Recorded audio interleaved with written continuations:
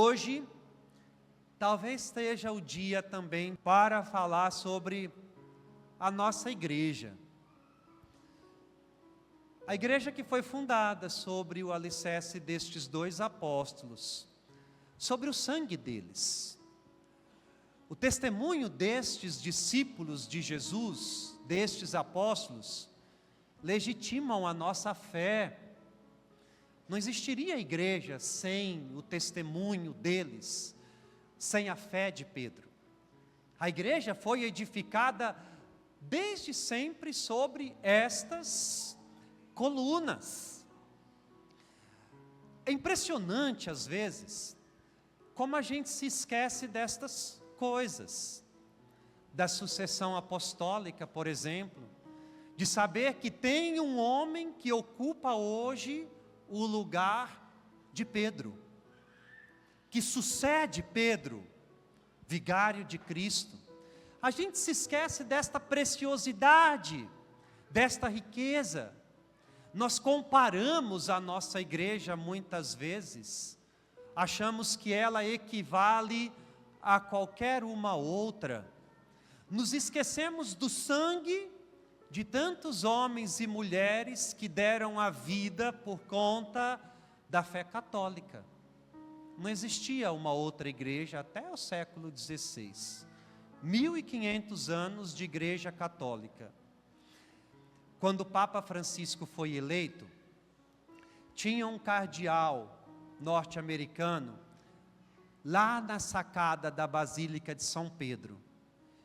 Ele olhava atentamente ao horizonte de Roma.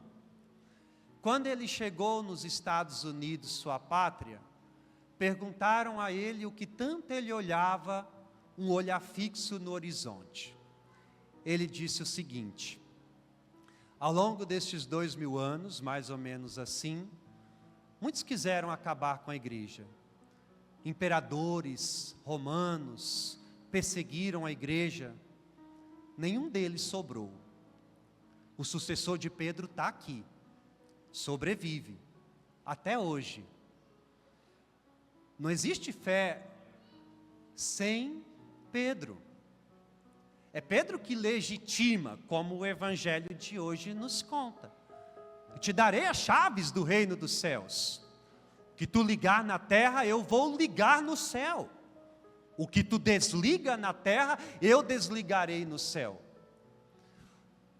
Pouca gente sabe disso. Mas o Papa, quando fala em questão de fé e moral, é infalível. Dogma. Para ser acreditado, inclusive. Mas a gente não conhece essas coisas.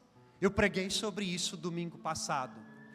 Nós não conhecemos aquilo que a nossa igreja nos ensina. Porque se a gente conhecesse, a gente se apaixonava. Assim como se apaixonou Pedro e Paulo, a ponto de dar a vida, de entregar a vida. Tudo o que a gente recebeu ao longo destes anos todos, é a nossa fé. Até a Sagrada Escritura, já que para muitos é somente a Bíblia.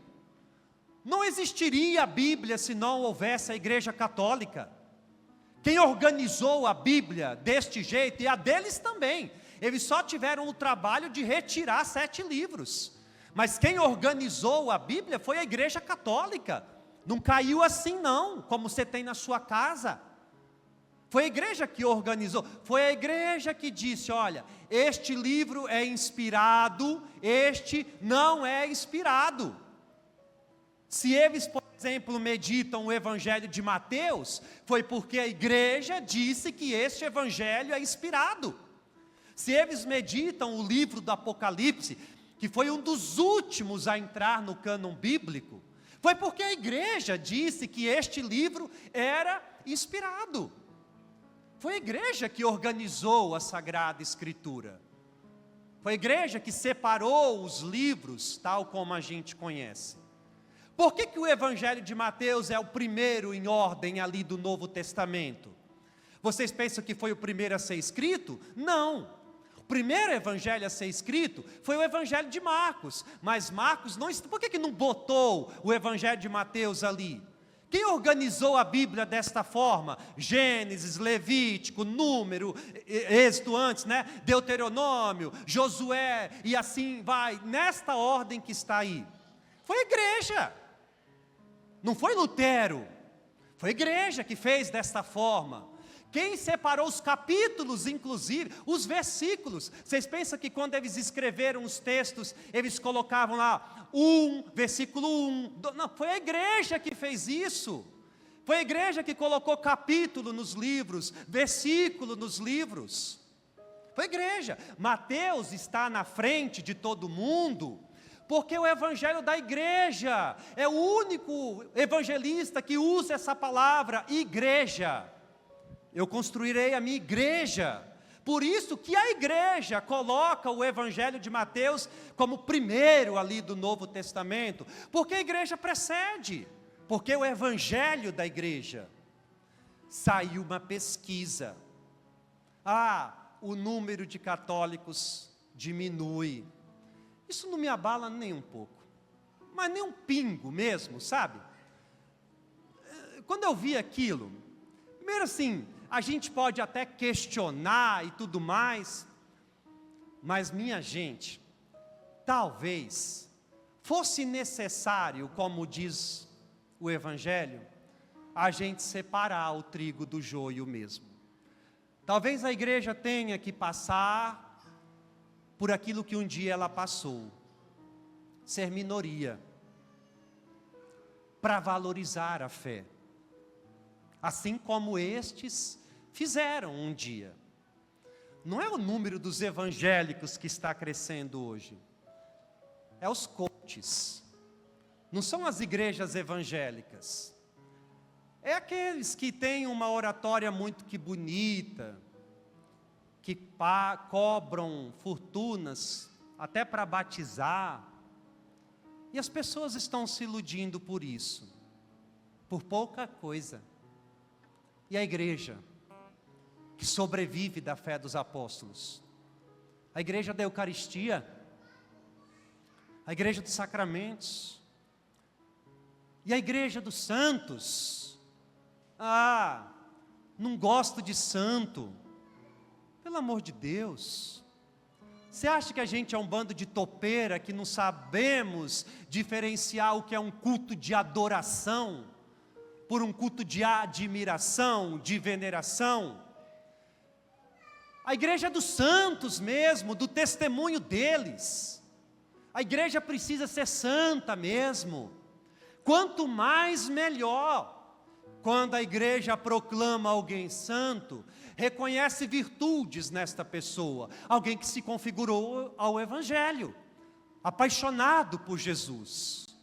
Admirável, é testemunho. O mundo de hoje precisa de testemunho. É a igreja de Nossa Senhora, do sacramento da confissão. É a igreja de Jesus. E a gente não deveria trocá-la por qualquer coisa. Que bom seria se a gente tivesse o mesmo ardor, o apaixonar-se de Pedro e Paulo, até o fim, até as últimas consequências. Eu termino agora de verdade, com uma frase do Papa Bento XVI. Muito bonita, que vocês já devem ter ouvido muitas vezes. Ainda que eu fosse o último católico do mundo, eu permaneceria fiel à igreja de Jesus, a igreja que eu escolhi para amar. A igreja dos santos, de Pedro e Paulo, dos sacramentos, de Nossa Senhora, a igreja que sobrevive há mais de 2000 anos, e vai durar até o fim, até o arrebatamento.